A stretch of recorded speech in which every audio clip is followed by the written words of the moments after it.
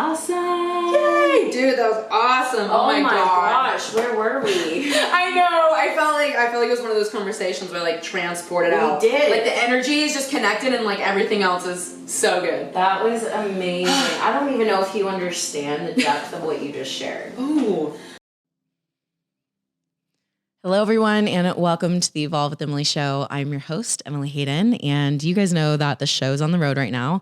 I currently am in Newport, California, and I have stopped today to interview a not 1, 2, 3, 4, 5, or 6-time world champ, but a 7-time world champion. She is Queen K, jiu-jitsu and athlete coach. She teaches jiu-jitsu athletes to be happy champions who go further faster. She's the host of the Get a Grip with K show. She's the commentator for Flow Grappling. She has been all over. If you guys are familiar in the jiu-jitsu world at all, you guys have heard of her. Her name is Kendall Ruesing. Hello. Welcome to the show. I feel so sparkly after you announce me like that. Oh, yeah. I'm so happy to be here. Thank you. This has been a long time coming. For so sure. I feel like I should tell the audience a little bit about how this interview even happened. So, okay. The audience knows last year I kind of started getting into jiu-jitsu. I had a lot of friends that inspired me to do it, but everyone that I knew were males. Like all of them were guys, which is great. I love my guys, and especially jiu-jitsu guys. They're great. But I was like, you know what? I really need some female jiu-jitsu girls to look up to, and I just don't know of any of them. So I started like doing my research, and of course, like one little Google search and your name and your face, and you know all your like crazy champion things are gonna pop up. And so I found you, and I find you on Instagram, and not just are you posting about jiu-jitsu, but you're posting about mindset and personal development and consciousness. And I immediately was just drawn to you, and I was like, you know what? I just need to message her. And so I was like, hey, Kendall, I was looking to be inspired by some jiu-jitsu women, and I just wanted to reach out. I love what you're doing. I support it, and just thank you for what you do. And then to my surprise, you knew who I was. Oh my God, it's so crazy. We were just talking about this earlier. Like when I was like 17, I went through such like a huge fitness phase of like following all the influencers and all the people that you were friends with, and like followed all of you guys. And then it was so crazy. And then you messaged me. I was like, oh my God, I haven't seen her page in years, but like, I know so much about you. Yeah. I'm like, you don't know that I know a lot about you, but I know a lot about you. Like I used to watch your YouTube videos when I was in high school. Like that's so crazy. And then it just kind of, and then you came and trained. That was so fun. Which is so cool, because I also had never been taught by a female instructor. So, you know, you're there, you have multiple gyms. I come to your class. You let me come. Thank you, by the way. It's your like competitor class, you know, I show up. You're such an incredible teacher. Thank you. Wow. I was like, what's the word? I really admired the way that you were able to teach and connect with each student. And it was really amazing. I felt like even being a beginner, I could be there and like be a part of it and train hard and really get what I needed out of it. So it was just cool. It was really empowering to see. And yeah, I'm just inspired by you overall. Thank you. I'm so glad you're going to be in California now too. I know. You can hang out and train some jiu-jitsu, and you won't be a white belt forever. I know. Don't worry. The white belt's a really tough phase, but it won't last forever. Also, because I've been traveling, I've not been training while doing all this traveling and van life and whatnot. So that's kind of been difficult. But I figured I was like, I may need to just see who has the most gyms in the most places and get that membership so I can go ever. We can talk about this later. For sure. I digress. I got a lot of advice. Yeah. Okay. So you guys are in for a treat. Like you guys don't even know what kind of podcast you are in for right now. But in efforts to try to kind of get you guys caught up to speed about, you know, where we're going to go in this episode, I actually want to read an Instagram caption of yours. Oh. And it's not a quick caption. So I'm going to take my time and I'm really going to read it. Okay. And as the listeners are listening, I really want you guys to, if you can, like just really sit and receive this message. Because the truth is, you could probably not listen to the rest of the episodes, to the rest of my show, not read another caption. If you were just to take this to heart and truly live it out, your life, you would experience life so differently. You would be able to experience the hardships of life, the highs of life, and everything in between in such a way where you would be steadfast. So there really is such wisdom in these words, and it's a caption that I'll link it below if you guys want to read it for yourself and also see the beautiful photo that goes with it. But I'm going to go ahead and read it for you guys now. Living a happy, fulfilled life in which you feel you're contributing to the greater good to the positive forces in the world is not for the weak. It is for the courageous, the disciplined, the committed. It will require all of you, really, and it will ask of you things like your willingness to break right open and to lead from your heart, to feel and accept it all in order to be of service to both yourself and others. A commitment to remaining a forever student, to keep forgetting what you thought you knew, the ability to accept life on life's terms, even when things get ugly, and take the next best step with grace and self-respect anyways. To ask trusted friends and family, where can I improve? And then listen with an open heart and mind. Your constant embrace, integration, and recalibration of both the light and the darkness within you. The ability to be brutally honest, absolutely honest, when appropriate, and not to cause others grief. Resilience, to always fight forward for what you believe is right, from the way you choose your daily actions, to the way you spend your money, to the way you treat others who can do nothing for you. To truly commit to a life of love and joy, which sounds glamorous, but it is a commitment like any other, requiring discipline, sacrifice, and the constant letting go of what doesn't support those two. And I'm certainly not an expert on the human experience, but I do my very best to stay curious about how to truly live well. And then I practice every day. Sometimes I get it wrong. I find new blind spots. I get it right. I get it really wrong again. But I show up and I ask questions, find guidance, tell the truth, open my heart, even, especially when it hurts. Go with myself and reconnect and let go and get humble over and over. And I find my peace there in my humility, my love for my own spirit, my joyous curiosity, and my expansive love for my neighbor and all that is one. My wish today is for you to truly feel this love that I have for you, to try it on for size, and then maybe, if it feels right, to pay it forward to someone else. Wow.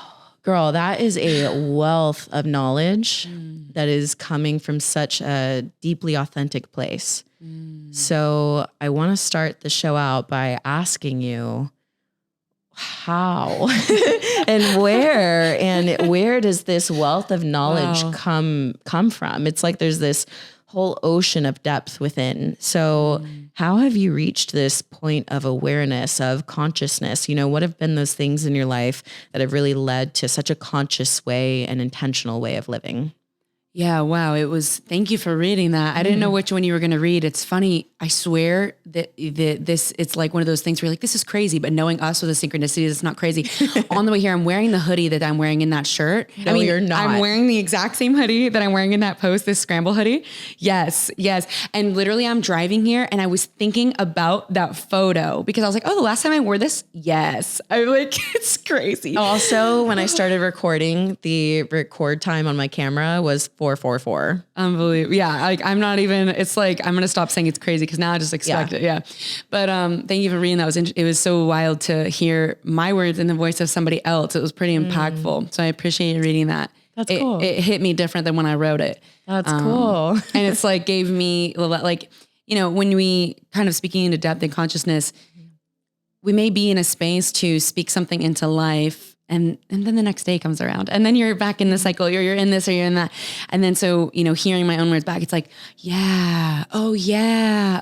And it's so we're never done. It's just kind of like what I wrote. I'm like, well, I'm a forever student. Like I fuck shit up all the time. I get it wrong a lot and I forget. And it's like the constant, there's a quote and I don't know who it is, but it talks about the constant remembering of what we've forgotten. Right. And it's like if I can spread, like if I look at my life as a one long timeline, it's not a linear timeline, but imagine it is. And it's like, if I can reduce the periods of forgetting and just make the periods of remembering longer and closer together, I know that like that. It's so good. It's so good. Like that. Those aren't my words. Someone told me that one time and it was so impactful. I'm like, getting it wrong is not getting it wrong. Like wrong and right, like that's a whole debate in itself, but it's really just how often can I remember? How often can I remember to come back to myself and to the knowing and to the teachings of people that are wiser than I am. And so to your question, I mean, life experience and being willing to ask a lot of questions, you know, like I told you earlier, I was really lucky to grow up in a home of I would say like my mom has her PhD in Jungian psychology, and my parents were both entrepreneurs and they have vast life experience, and they've had a lot of great mentors themselves. So I grew up with that language. And then growing up with a language doesn't mean that you get the lessons. Like, as we all know, people try to teach you, and you go on living in your own life. for myself. Yeah. Oh, well, you were made for you, but not for me. You don't know who I am. Yeah. You don't know what I can do. Yeah. Turns out we're all the same. I should have listened. But it's like the first word that came to mind when you said that is like pain. Like, but not just pain, because I think we can turn into martyrs and we can be in pain and suffering and look how much I can carry. We talked earlier about like terminally unique, like look how hard my situation is. But it's like, no, I was in pain, but then I got really, really, really humble. Like the second that I go into not knowing what the next step is, the second I get the answers and relief, right? That took me a long time to learn. And I still forget sometimes, like the forget versus remember. It's like, if I could say enough humility to ask for guidance and mentorship, then I'm in the right space. The second I think I have it all figured out, then like I'm in for some pain and I'm in for a new lesson, and the cycle repeats. It's crazy that we're talking about this, because I literally had a conversation. Was it this morning? It was last night. I had a conversation about people who think that they already have all the answers and they already know it. And I think people wouldn't cognitively or intentionally say, I have all the answers and I know everything. Yet in their stance and certain beliefs, maybe in religion or, some of these really important topics, they don't even realize that they're the ones doing that. They're the ones saying like, oh, I this is what it is. And because they're not asking the questions, they're not able to go deeper. They're not able to see, what might be there for them. So I love that you have such just a student mentality towards life. But what are some of those teachings that you've drawn to, or who are some of these leaders or mentors? And this could be online, YouTube videos, seminars. Like, who are these people that you're looking up to and gaining wisdom from? Yeah. I mean, a couple of them are not in the online space because they do their work like strictly in the real life, in the 3D. Yeah. But I would say like the biggest thing that shifted for me, like when people talk about being a forever student, it sounds really glamorous. Kind of like what I said in the, like, it sounds glamorous, but for me, it's not. Like, there's two different kind of trains of thought when like learning from pain, right? It's like, there's certain things like, oh, this happened to me. And for me, that has been pretty easy to discuss with therapists or discuss with friends, because I didn't do the wrong thing. Someone did something wrong to me. And that is not to take away from the importance or the validity of that. That's a very necessary body of work. But for me, my body of work came from like, for example, something happened in the last couple of years that I can't publicly speak about because it's other people's privacy. But basically what happened is I was very judgmental about a certain area of life. I was very judgmental about like, this is right and this is wrong.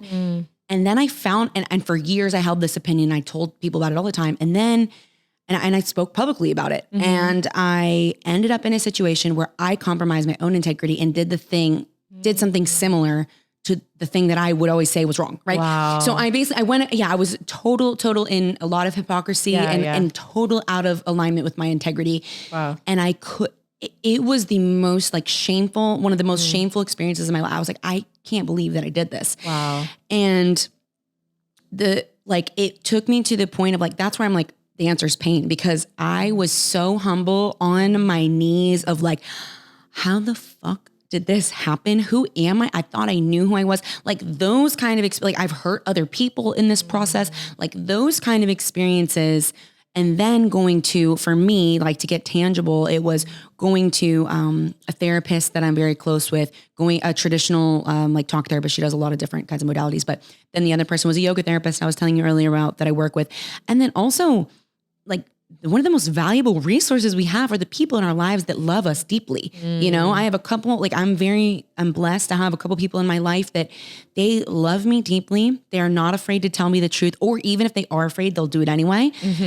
And the tangible tip of being receptive. I had to be in a lot of pain to get receptive. I don't think that you always have to be. Now I'm very like, I don't have to hurt that bad. Now I'm way more open to being receptive without being in as much pain. I don't have to get as desperate, because I've been in like same thing other with my eating disorder. I've been in my eating disorder recovery program for almost 7 years now. It's been a long journey. And I needed to be in a lot of pain and desperation to get help. I wasn't willing to get help until I was super desperate. So literally sitting down, like one of the most powerful things that I can do that I still try to practice all the time is I sit down with someone who I love, who I trust, who I know is not out to hurt me. They're not out to get me. I respect the way they live their life. I think that they are people of integrity and high standards for themselves. And I say, hey, I want to know what you think about X, Y, and Z. What do you think I should do? Or is there anywhere I have a blind spot right now? Here's what I think about this. What do you think? And not asking to get reaffirmed, right? And then also the commitment to like, you can tell me the truth. I'm open to hearing the truth. I'm not going to be reactive. I'm not going to hold this against you later on, bring it up in a conversation. Like, why the fuck you say that?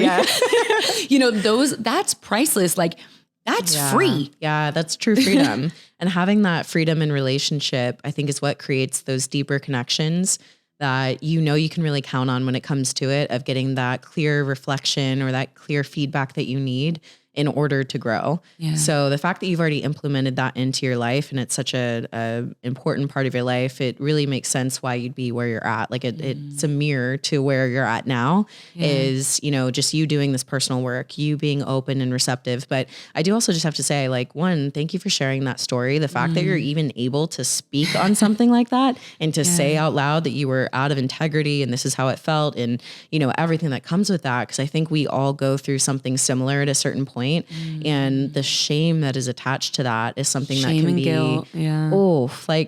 Speak a little bit to shame and guilt and getting out of the grasp of shame and guilt. What do you think can help people to get out of that? Man, this is so good and so funny that you mentioned these two words, because I was literally just listening to Drew Barrymore talk on Jay Shetty's podcast about shame and guilt, and what she said resonated with me so heavily.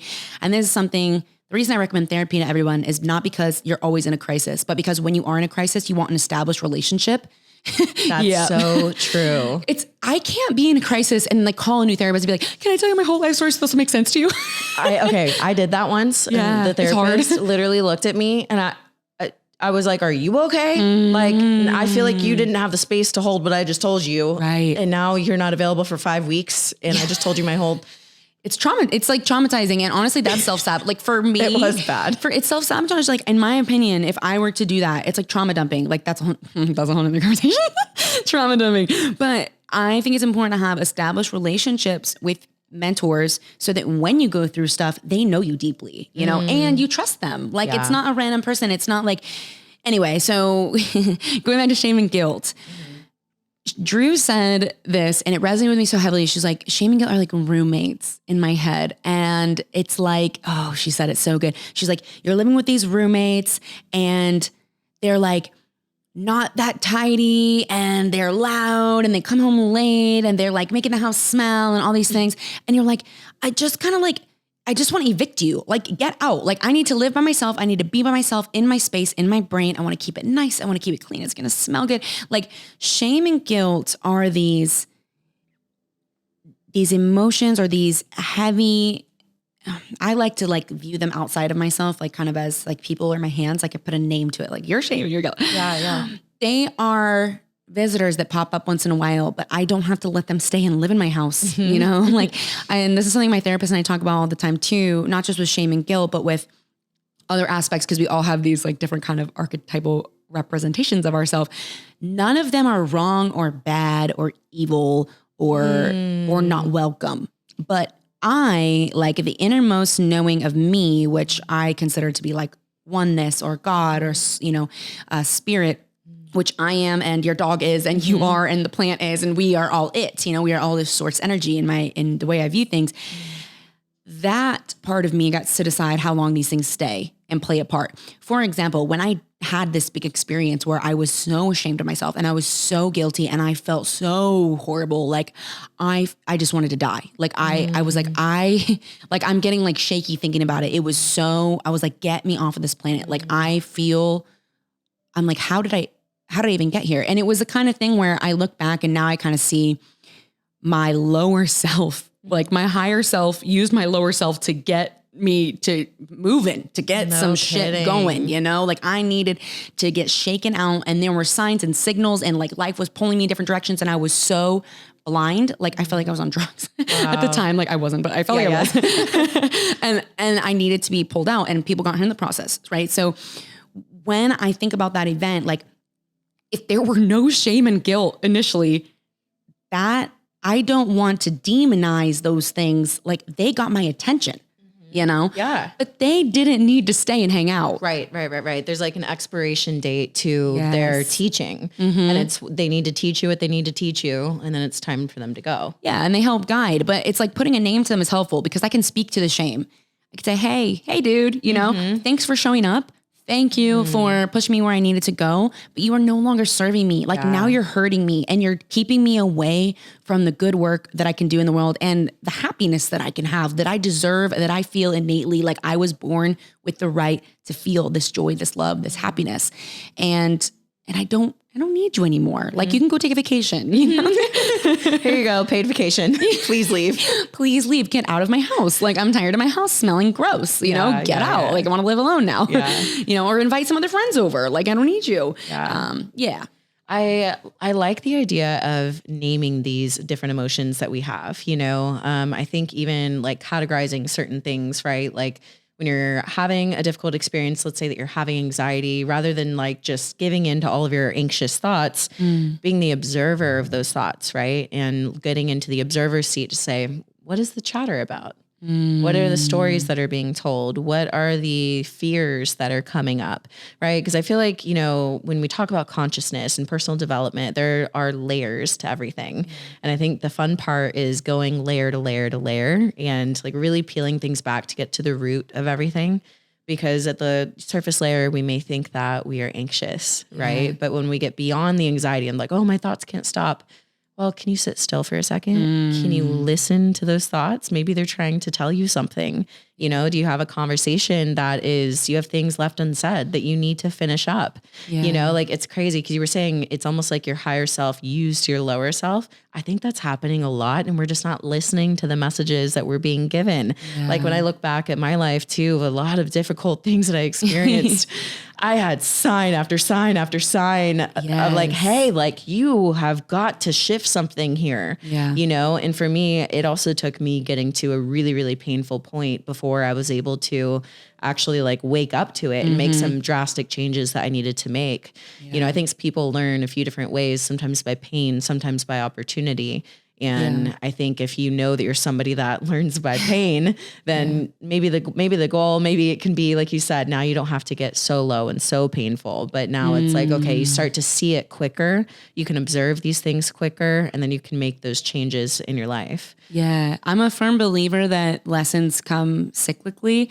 And so like, you know, when I think about being in a lot of pain versus a little pain, like my goal, my hope for myself is that when these lessons keep coming, right? Like they're not, I don't believe that lessons really complete. They come in like varying degrees of difficulty.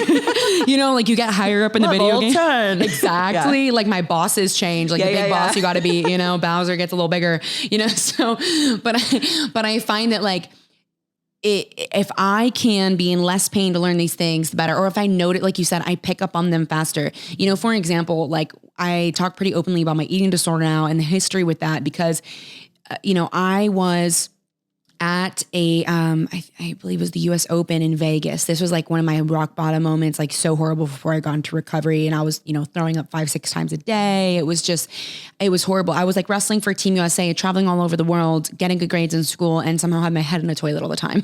I was just, it was horrible. I just didn't want to be here anymore. It was horrible.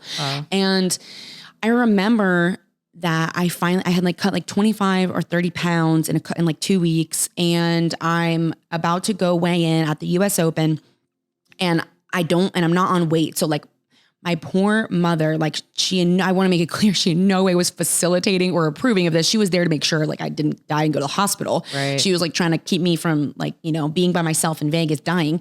Right. So I'm looking down in the bath as I'm sweating out the weight. My legs are blue. Like we finally get to the venue. I step on the scale. I'm overweight and I'm like, gotta be fucking kidding me. So I have nothing under my singlet, like no sports bra, no underwear, nothing. I go into the bathroom. Someone finds me scissors and I'm looking, I have a picture. I can't believe that this was a God thing, because I can't believe that I took a picture of myself in the mirror at this moment. But for some reason, I was inclined to. It was not a good picture. Right. I'm looking in the mirror and I'm staring myself in the face. I'm hollow-eyed. My eyes are like gray underneath. So horrible. My face is super gaunt, like my cheekbones, just horrible. And I'm looking myself in the mirror and I like hold my hair out and I chop my hair off and I do it on both sides. And I'm looking at myself and I'm like, what the fuck am I doing? Like, is this how I'm going to live my life? Like, and I'm like 17 or 18 at this time. I go out, I step on the scale. I barely even make it to the scale. I can barely walk. Like, they're helping me to the scale. I step on the scale and it's like teetering between 0.1, 0.0, 0.1, 0.0. And it doesn't even lock on 0.0 like it's supposed to. And the guy who's doing my weight, he's like, you're fine, just go. I can't even believe that happened, because that is not a thing. Like with USA Wrestling, they don't just let you through. Like that just the next day, like, goes without saying, I had a horrible experience, got beat by people I would normally destroy. But the thing that matters about that is I had gotten away with it so many times. I had done stuff like that and I'd won. I was winning everything all the time. And I had no business winning anything the state that I was in. It was like sheer will and some luck and a lot of tenacity and good support systems. And after that tournament, the reason I bring that up is it took me to that level of pain and so much more. Like my poor family was going through so much trying to see if I was going to be healthy to get me into the program that I'm in.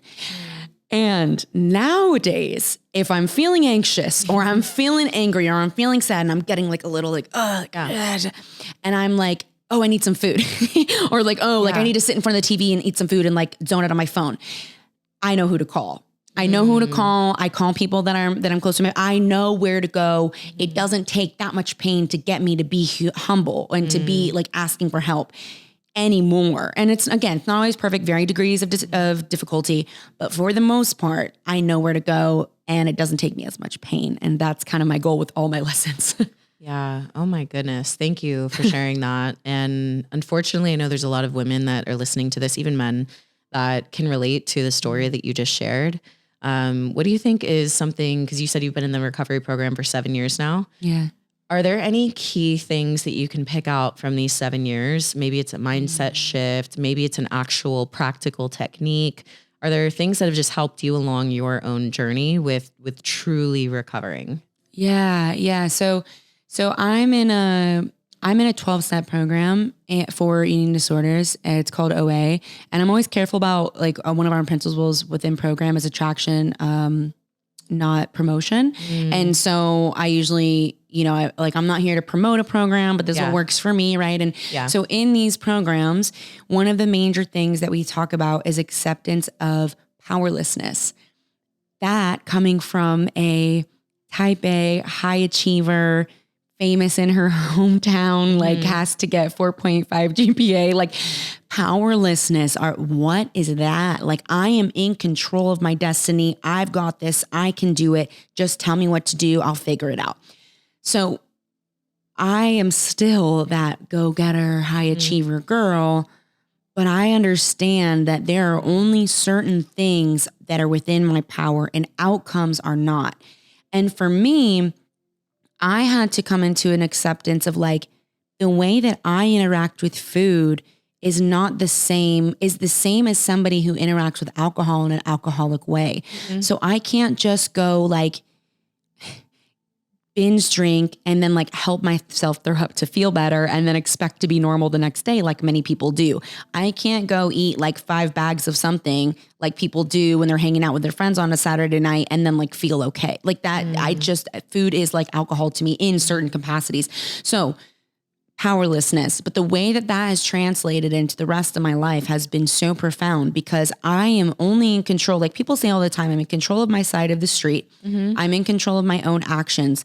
But more than that, I think it taught me to take ownership for my inner world. Like I got to label my eating disorder as a disease, and that helped me greatly because then it wasn't a self-control issue. That was just so horrible for my shame, going back to shame and guilt. So much shame and guilt around like, why can't I control this? I'm disciplined in every area of my life. Why can't I get this right? So taking away the shame and the guilt of that and being like, this is a disease that I'm affected by. However, and I'm powerless. However, there's a path to follow. And it's my job to ask for help. And it's my job to follow direction and to take the steps that people who know more and have more experience than I do are telling me to take. That is the key that I've translated into the rest of my life. And again, it hasn't always come without pain. It's come with a lot of pain.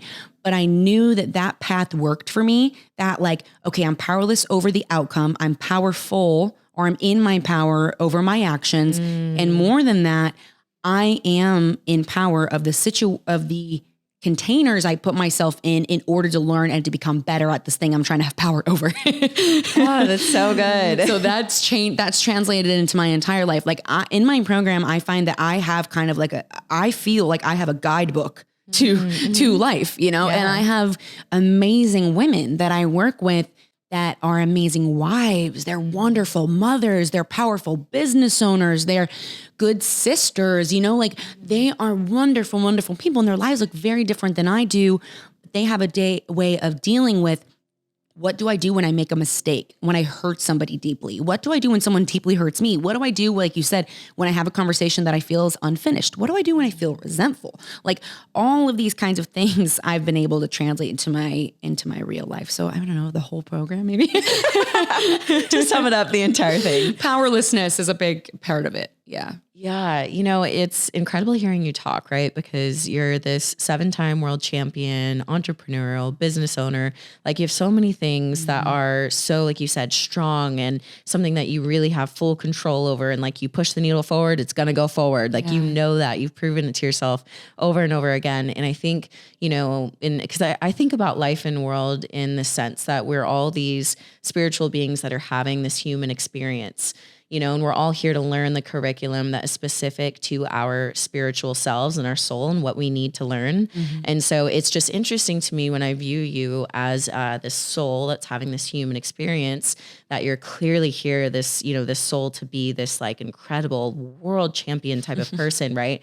But yet there's this like humble aspect that I feel like comes in the form of what feels like maybe an Achilles heel, right? Like this one thing that's like, there's a lot to learn here. There's depth here that's going to carry you. Like, yeah, you're meant to go and do these incredible, amazing things, but it's going to actually be in this that provides that depth and that layers. And, you know, I think about things similar to that in different ways in my own life or in other people's lives.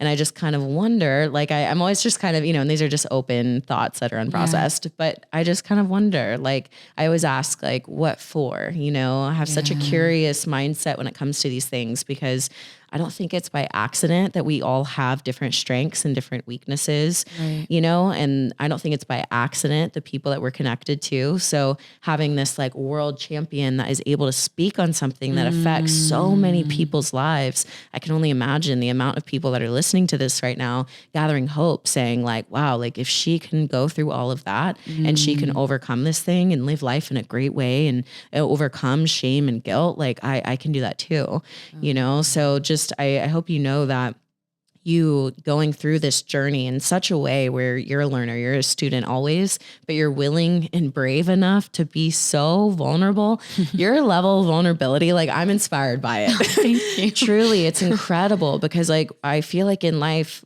we need to be shown the way sometimes. It's one thing to say like, okay, here's the math problem and that's how you do it.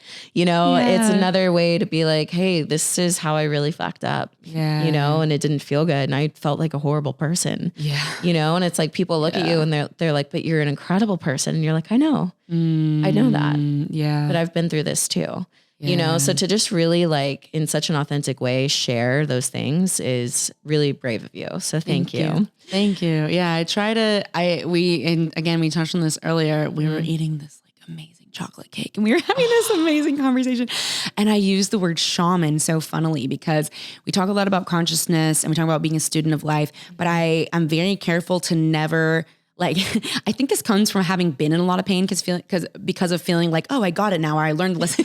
I'm so fucking careful what energy I put out, not just to other people, but to myself. Like, first of all, I never want anyone to like look and be like, oh, she has it figured out. Cause I don't know shit. Like, I don't know shit about shit. Like I know a little bit about my own life, but more for me, it's like, I need to be very careful to never put myself in a situation where I'm like, okay, I got it. I figured it out. Like I am, the one who knows everything and now I can share all my pain. Right.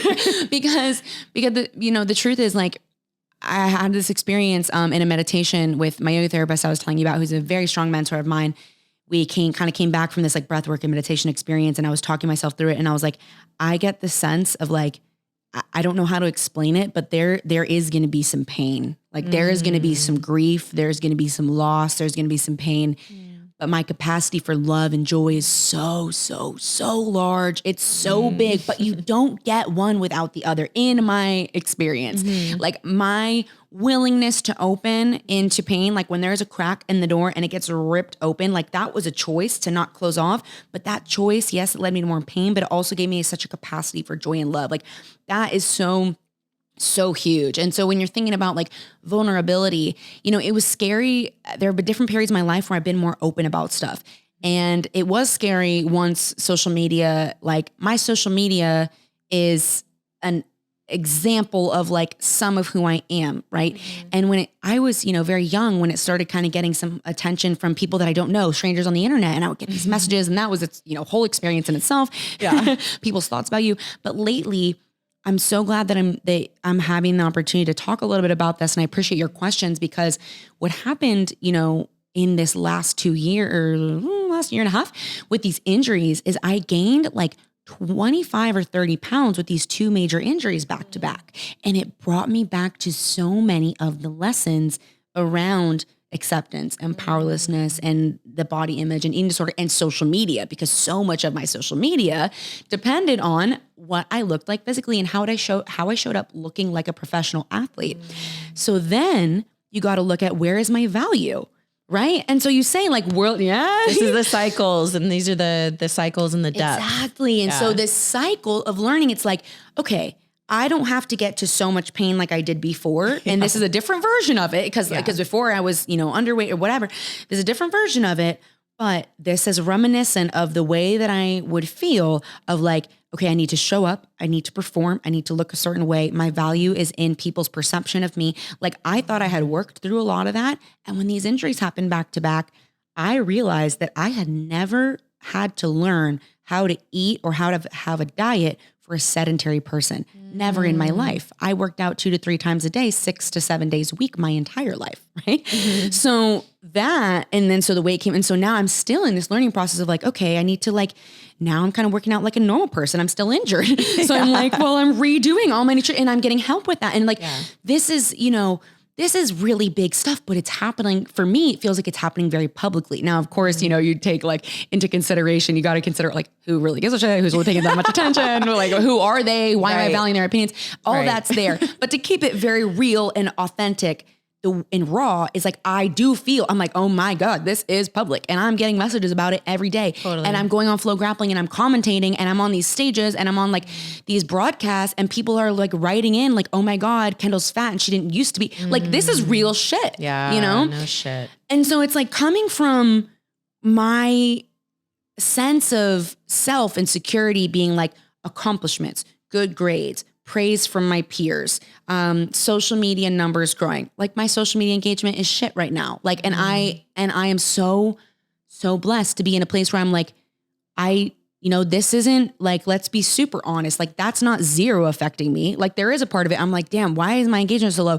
Is it because I look different? And then I'm able to quiet those voices and kind of get into reality again. But that shit's real. Yeah. Like, and to ignore it is like shame and guilt. It's like, or like, we can name that. That's, well, for one thing, it's self-obsession. And for another one, it's like obsession of other people's thoughts or self-perception, obsession over others' perception. That's a mouthful. But naming that and being like, hey, dude, I'm not going to call you all those words because that was too many words to remember. Hey, dude, I see you, I hear you. And that feeling is valid. I'm not making you wrong for that. People look at that and they're like, well, you shouldn't care what other people think. And it's like, okay, I hear your perception of that. But for me, this is real. So let's acknowledge that. But you don't get to run the show. Yeah. You don't get to change my actions and my word in the way that I speak to myself. I can acknowledge you and then put you over here and kick you out and evict you and be like, all right, you may come back and knock on the door, but I don't have to let you in. So that's where I'm at. Like, that's why, being vulnerable and stuff, it's when someone does something to you, in my experience, something does something to you and you're the victim, it's kind of easy to be like, oh yeah, this thing happened. No, like this is stuff that I'm actively a part of all the time that I'm partaking in. Yeah, that's so good. I feel like what you're really good about doing is loving all parts of yourself, the light and the dark. And I had an experience like that recently where I was really excited to talk to my Instagram stories, and I get on Instagram, and I know every person knows that time when, you get on the stories and you're like, oh my gosh, not a single angle looks good. Like every angle sucks. I look fat. How am I so ugly? Like I'm impressed with how ugly I am today. Just like an ugly day, right? Right. Like an ugly day, a fat day. And those were like the instant thoughts. I'm like, you know what? I'm going to use a filter because I don't care. I'll just use a filter today. And then immediately the thought that came up was, could you just love this part of yourself too? And I just like sat with that for a second and almost made me emotional. Yeah. Like, you want others to love your light and your darkness, but will you?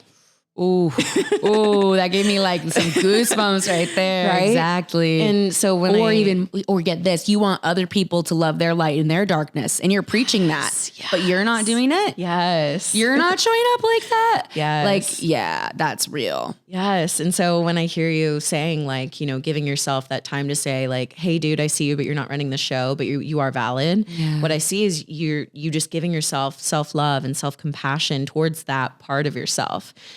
So, and I think it's a really great practice to do, to not shy away from being honest and authentic with how you're feeling about certain things, but then choosing, right? Because like all of life is a choice. It's really powerful when you really start to understand that choice, not chance, creates your destiny. And that's a quote by Aristotle. It's something that I always really live by. And it really is true. There's so many times in my life where, I wanted to make a change, or I wanted to make some goals in my life, and there were practical and real like reasons why it couldn't happen right then and there. Yeah. However, where there's a will, there's a way. Yeah. And when I was able to get creative and think outside of the box, right? Even something in terms of like, well, I have a lease, I can't leave for another year. I literally just had to ask my leasing agent and pray. And I was like, I pray that they let me out. Like I need out. And they literally let me out. They didn't even charge a fee. That's crazy. Right. And so I say that because we have all these like self-limiting beliefs that sometimes are rooted in reality. Sometimes are rooted in the practicality of like, I literally have a lease. Yeah. But like sometimes it's just you taking action and asking, right? Ask God, ask whatever you believe in, ask your leasing agent. You never know. So like, I just really want to encourage people that your life really can be shaped, and you can create whatever life you want by the choices that you make and by your willingness to be courageous and to ask good questions. Ask the questions that are going to lead to where you want to go. Yeah. One thing about that sticks out to me so much, and a mentor of mine in program taught me this. She used to say to me sometimes when I was going through a lot of turmoil, like when I think I was like 18, 19, 20, around that time, I was trying to figure out like, what am I going to do with business, my life? I'm working with my family, and I'm kind of becoming an athlete, but I'm not making any money yet. And like, I don't know what I'm going to do. And she said to me like, Kendall, what you need to know about yourself is you are always going to land on your feet. You are always going to land on your feet. And I kind of understood it at the time. But then the second kind of reiteration of that, well, first of all, I always held on to that statement of like, okay, no matter what happens, like you're going to be okay. You're not going to be homeless. Like you're going to be fine. And even if you were, like you'd be fine. Yeah. I mean, it's California. Yeah. It's pretty nice. Like if I'm going to be homeless, it's going to be here. Yeah. I mean, actually, technically I am. Not really, guys. Just, haven't found the next place. You got a Patreon yet? No, I was kidding. Right. She's in trouble. Right. No, but like that statement. And then I remember there was another big moment in my life where I was ending a relationship and I was really unsure what was going to happen. And I was going to move and all these things. And I remembered what she had said, but I also kind of came up with this mantra for myself of like, I can always change my mind. And that doesn't mean like, there are some decisions, yes, you can't go back from. Like, I'm not saying like, oh, you're going to break up with someone and then change your mind about it. That's not what I'm saying. Yeah. I can always change. First of all, I'm always going to land on my feet, and I can always change my mind. So I can always change my mind about the direction I want to go. Like I can always take a step down a new path, like say like, I mean, there's so many different tangible examples of that, but kind of you're going through that right now with moving. 100%. You could move here and then be like, you know what? I could change my mind though. And I could always go back. And like, and I could do that. And I can make that happen. If you believe you're always going to land on your feet, it doesn't mean that there isn't fear around decisions you might make, but you feel the fear, like that quote, you feel the fear and you do it anyway. And it's like, sometimes you just got to try it. Like you just got to take the step.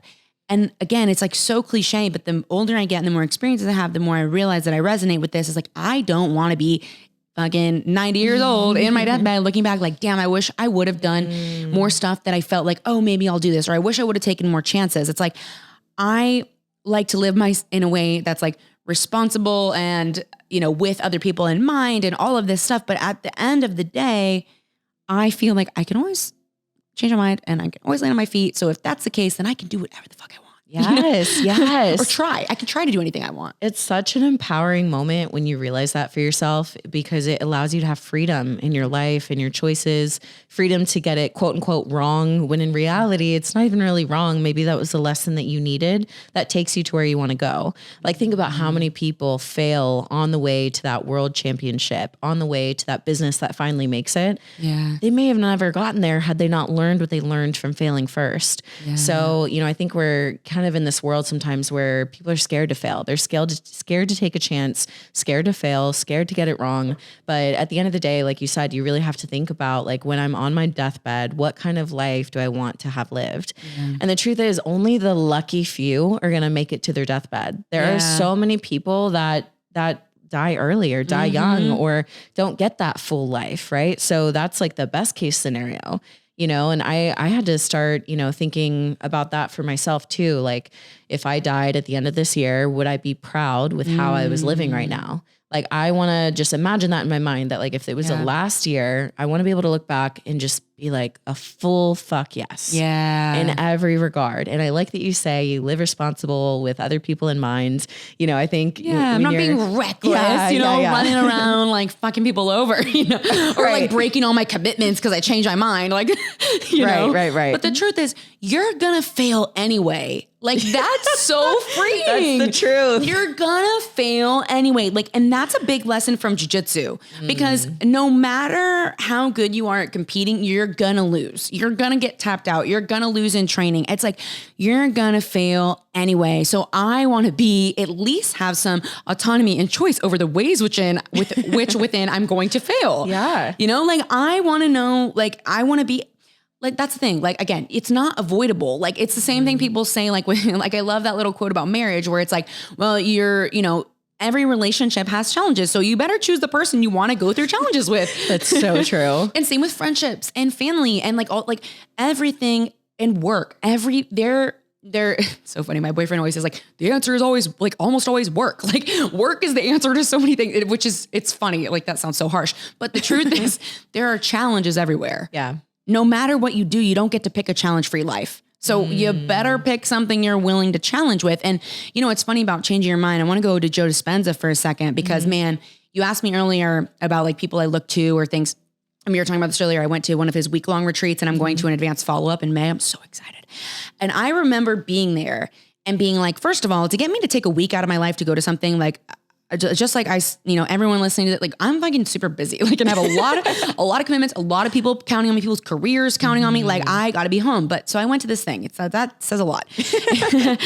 And I had these experiences where I'm telling you, like, I felt like I was on the most intense drugs that you can imagine, all through like breath work and meditation. And I understand that sounds ridiculous if you haven't experienced breath work and different things that were very intense, because if you had said that to me before, and I grew up in a very open-minded household, like as far as, a lot of knowledge around these topics. So I already have like a little bit of exposure. So for someone with not a lot of exposure, it's like, fuck off. Okay, whatever. Like what'd you go do? Like ayahuasca or whatever, But to be clear, you were not. No drugs. Right. Sober. So actually the rules about the retreat, you cannot do drugs while you're there. Oh, no way. Okay. Yeah, you can't do anything. Like you can't smoke a joint. Like it's just the way that this program runs, right? And he even says like, I don't really give a shit what you do, but while you're here, we do a lot of mind altering stuff. So I want to make sure that this is like the only thing affecting your mind for the moment. Yeah. Right. So anyway, so I'm at this thing and I had that thought of like, you can always change your mind because I had I've always been like a very spiritually in touch person. I didn't know what that meant. Now that I have more knowledge looking back, I'm like, oh, okay. That's why I had this intuition or I had this or that. Or, you know, as a kid, I was like trying to like walk into fire pits and shit, like just for fun, like whatever, just crazy. Swim through the ocean, couldn't swim 2 years old. Like what? Yeah. Just crazy kid. Anyway, so I'm like, and now I'm a combat athlete. Yeah.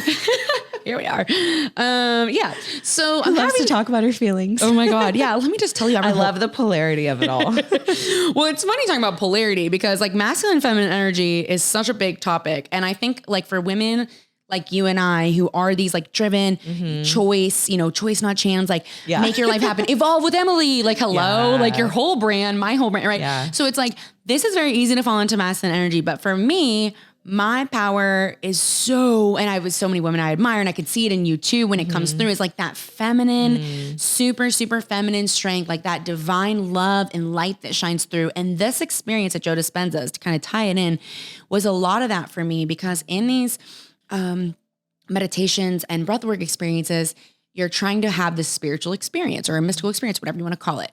And I'm like, in the first half of the week, trying to muscle my way through. I'm trying to masculine my way through. I'm like, I'm listening to the directions. I'm doing the thing. I'm going to do it fucking right. And I'm like getting like half of it. And I'm like, that's amazing. I'm going to do this for a week, like for a fucking week. Yeah. So then once I let go, kind of getting to like the point of it is I have these hugely like intense experience that kind of freaked me out. I was like, am I on, like, I'm not on drugs, right? Like, right. Because I've had my own experiences with things. And for me, that's not something that fits into my life. I don't enjoy that in particular. And I'm very, very sensitive. And so for me, like, as a side note, it's funny because earlier when you're talking about those anxious feelings and you ignore them, like a lot of people have the same thing with like alcohol or reaching for a joint, like the same way that I have had with food. So it's not that I'm immune to reaching for substances, but in this scenario, it's not my thing. So I'm in this experience and I'm like, yo, this is crazy. Like what's going on? And I'm relaxing into the experience. And I had this thought of like, you can always change your mind. Like this is coming from somewhere within you. Nothing's controlling you. Like I'm not on a bad trip I can't come back from, Totally. But that knowing though, and if that's your thing, that's cool. Like that's not really what I'm talking about. It's more of like relating it back to that lesson of the knowing of like, I can always change my mind. I'm always going to land on my feet. So if I can relax, if I can like be in that feminine space of like, let me just receive this experience and let me just exist with it and be curious. Like, let's just see what happens, like, why not? I can always change my mind. And that's really when the magic started to happen. And these kind of moments, I was brought to tears. Like I felt more love than I've ever felt in my entire life. I felt like I was made of love, like every cell, like every piece of my body.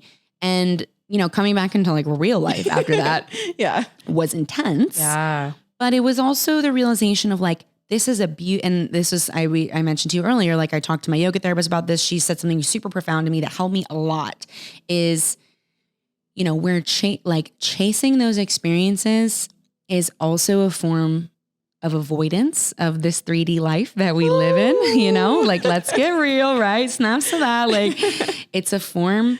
People get very addicted to it. It's like having these mystical experiences or psychedelic experiences in different scenarios, whatever. Same thing as chasing high workout highs. Like these are positive things that can be overdone and overused. It's validation through social media, whatever, validation through men, like all of it. Like I'm not immune to any of this stuff, know? So taking that into consideration, there is a lot just in the spiritual realm. Like there's a lot to be done in this 3D body. I was born into this body for a reason. I'm here in this time, in this space for a reason with these people around me in this world and this earth. So I don't need to do a whole lot of like figuring all of the integrations out. People really overdo that in my opinion. I used to overdo that a lot. It's like, how about I set myself some time and space to allow myself to fall into these experiences, and I have to figure out what balance of that works for me. But then she said to me, most minutes of your life are going to be lived in this body, in this 3D reality, not in the 5D. Like everything is everything all the time. Okay, whatever. But like right now I'm here and I see a dog and I see a microphone and I see you and I see the water. Totally. So how do I live here well? I guess is kind of what I was trying to get to. Oh my gosh, there's so much gold here in what you're saying. I believe that what you just described when you were describing your process of really letting go into the experience, you fully described the art of surrender.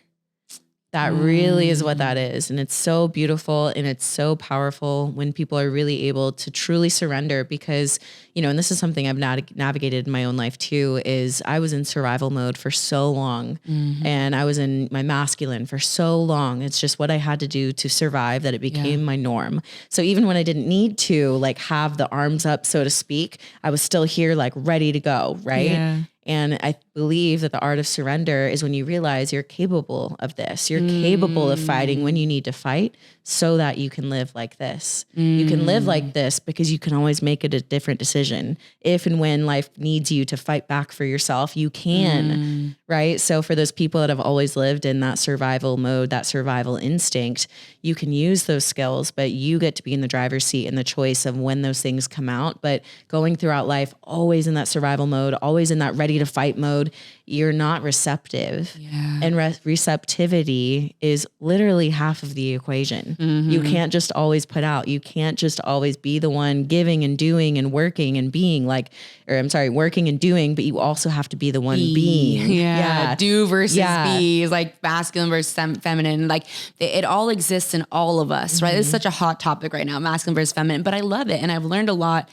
And I realized that like so many of the beautiful relationships in my life, like romantic, yes, but even just friendships and business relationships that I have now could not have existed before when I was operating my masculine, like, close to 100% of the time or 90% of the time, whatever.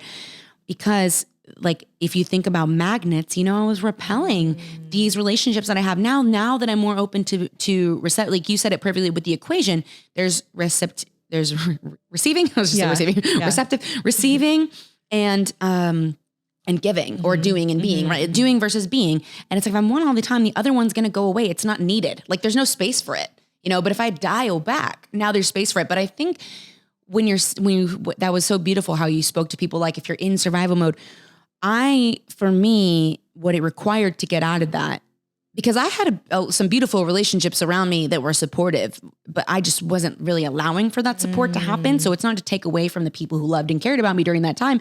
I just was not there for it. Like I was like, yeah, whatever. I was like, no, I got you. You ain't got me. I got you. I got myself and I got you and I got everybody in the whole world. Like how fucking arrogant, but it's what I felt like I had to be in to survive, right? They're different things. So it's like being... it's so funny. I lost my train of thought. So real. The being and the doing and the... Oh yeah. So it's not to take, like I had those people around and so it's not to take away from that, but it wasn't until I dropped back and did a lot less that I was able to receive and let those relationships in. And when you're speaking to people, this is what I was thinking. When you were speaking to people, I think it's important that like, I didn't come out of survival mode until I was blessed enough to reach out and surround myself with people who were safe enough for me to be. Two things. Totally. I had to be the safety to myself. That's obviously paramount, like that internal place in myself. I had to like, sit by myself and be alone and feel pretty lonely, not because I didn't have people who loved me, but because like the experience I had, I didn't know how to verbalize it and I was going through it alone.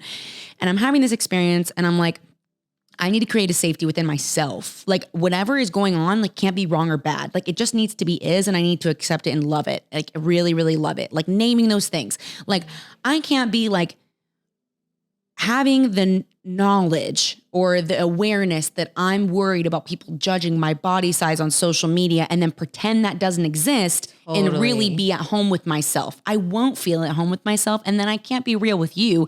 So I can't really let you in because I don't really like who I am. So now I'm in survival mode because you might hurt me. If I know and love myself for all the things that I am, I got me. Like I really got me. So it's not to say like, oh, you can't hurt me anymore, but it's like, it's okay if you try to hurt me because I got me. Like if I really know me and I really see it and I really love it and accept it, like I got me. And again, that's not, it's like going back to the remembering versus forgetting. That's not 24/7, 100% of the time. I'll forget and then I come back and then I remember.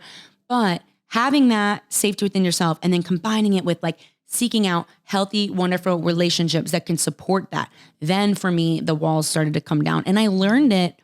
Like people say like, oh, you got to heal fully and then be in a relationship or have deep friendships. For me, that wasn't my experience. I was doing I was doing a ton of interpersonal work, but other relationships that were safe and healthy and supportive made it possible for me to pull back from that survival mode. So for me, it was both, you know? Yeah.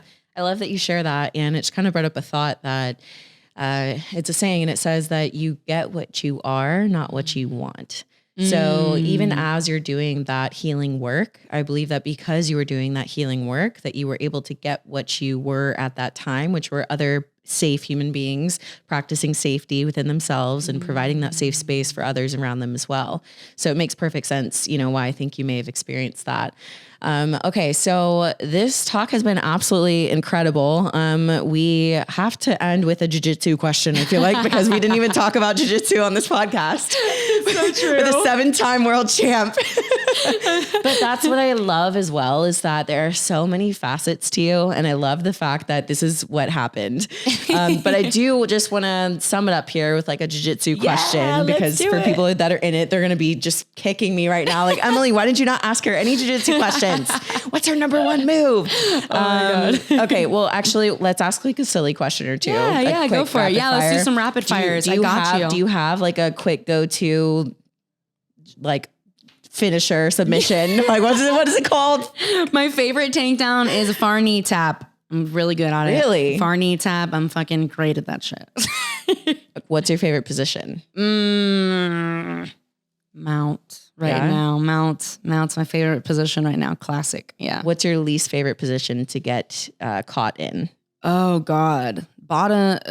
Maybe bottom mount or someone. Right. With I guess good, that's everyone, right? or someone with good back control. Someone with good back control is probably very maddening as shit. I have good training partners that I'm thinking right now. They're horrible. Oh my God.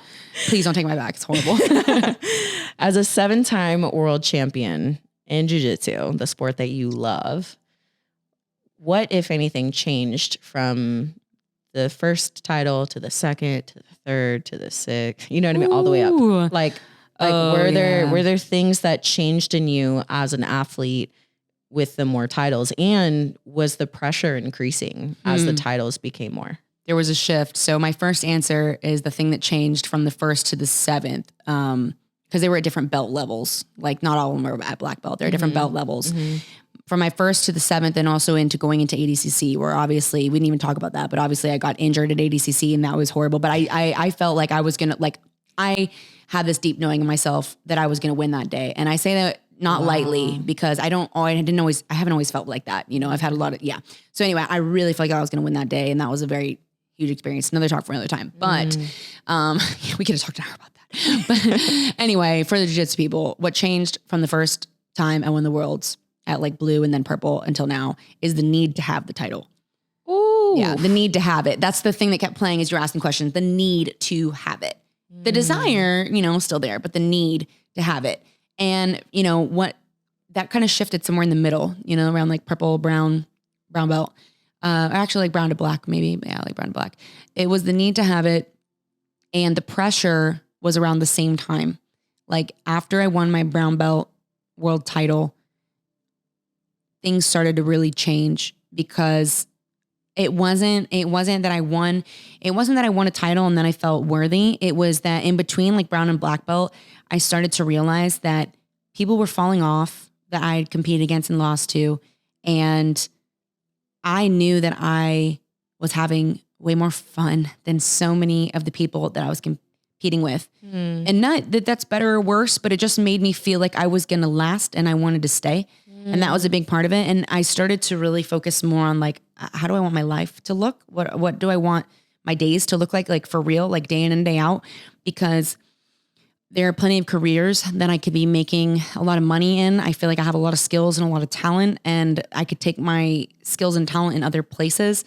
And jiu-jitsu is not paying me anything, but like, what do I want my life to look like? Because I'm choosing this actively. Like again, choice over chance. Like I'm choosing this. So, but really, really, really what it came down to is like enjoying my life, loving the day in and the day out, the relationships, and the need to have the thing that I put on the pedestal. Because, this is actually when I quit, I ended up leaving wrestling, mostly due to the eating disorder.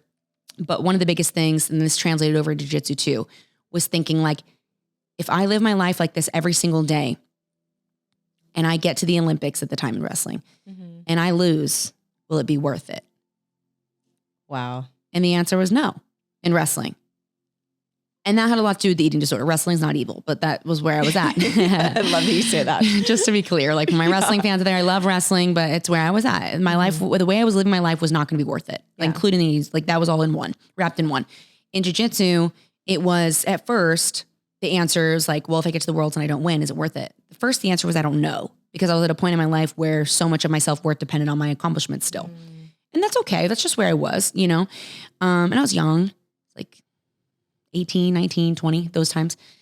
And then as time went on, I won some, I lost some. I had some, some big losses. I've still never won a gi world championship at black belt. I've won at purple belt. Like there were a lot of things I didn't get, I didn't achieve, had bad events. And every single time, like I always came back to that question, like if I don't get it, will it be worth it? And slowly over the years, it turned into a yes. First, it was maybe, I don't know, kind of, I think so. Then it was yes. And I really felt that going into ADCC, because with having to pull out of ADCC trials, my back injury, we didn't know if I was going to get invited. It wasn't a guarantee, but like everyone in the world of jiu-jitsu that I ever spoke to was like, oh, for sure you're going to go. And I'm like, well, I don't actually know. Like it could be a bunch of people that get invited. Yeah. And so I got invited. Then I get there. And I'm like doing my whole training camp, and I have this amazing video. I'm so glad I took this video. Kind of like when I took the picture in the mirror. That's just what I thought of. I had this video. I was leaving the gym. I had this whole back injury during ADCC. I barely even trained for ADCC, but like I did everything that I possibly could. And I'm leaving the gym. I did a little bit of cardio or something, and I'm walking out. I'm not in the shape I want to be in. I'm not training the way I want to be in. I feel I haven't competed in so long, but I looked up at the sky. And it was so beautiful. It must have been like 5 or 6, close to sunset. It was so beautiful. And I had this experience that makes me emotional. I was like, these are some of the best days of my life. Like, these are if I decide, like, these are some of the best days of my life. I'm chasing something I love in a way that makes me so happy. Like, I love that I'm doing this. I love who I'm doing it with. And I have this video and I saved it and I actually posted it. I'll have to pull it up and send it to you. Yeah. Because I wrote a caption about it. I was like, these are the best days of my life. And I was like, no matter what happens at ADCC, like this can't be taken away, because the person I am today is cemented in history forever, in my own history. Like this is my own history of feeling like this, and nothing can take this away. Something that happens in 2 months from now does not change this. And that took me so many years to learn, like, because it was like, the camp's not worth it if I lose. Like if I lose it, what was the point? Wow. It's like, if I went through all those weeks and all those months, then like, what's the fucking point? It was all useless. And I'm like, no, because look what I became in the process. Like, look what I did. Look at those experiences. Not just like, and not even that, because that's still results based. It's like, no, what was my day like? Like, did I enjoy my own presence, like my own self? Was I proud of myself in those moments? And so it really, like, over the years, that's where it shifted from like, is it worth it if I lose? And that became a very strong yes. And at ADCC, it was the strongest I had ever been.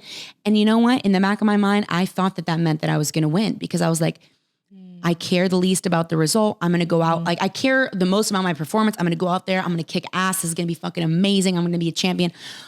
But if not, I love my life and I love this whole process. And so I thought I was going to win. And then life knocked me down again. And I hate to, that sounds so like pity, but like it did. It knocked me down. It was very difficult. But it was another opportunity to be like, do you really feel that way? Did you mean it? Ooh. Did you mean it? Because you said it. Let's fucking see if you meant it, Like, you sure? You sure about that? You sounded real confident, Like, oh, you know what? No, let's take you off the mats. Let's have some mental struggles. Let's gain some weight. Like, let's take away all this validation and let's see who you really are. And that's how it felt, And, but I was so proud of myself, because I was like, no, but still it was worth it. Like, I wouldn't change anything. Like, I wouldn't change I wouldn't change anything. And I think back to that girl who was walking out of the gym last summer, and I feel oh my God, so much life has changed since then. It's crazy. But I think back to that girl and I'm like, dude, fuck yeah. Like, I'm so proud of you. I'm so proud of you for looking in the sky in that moment and being like, these are some of the best days of my life, and capturing it so you could see it forever.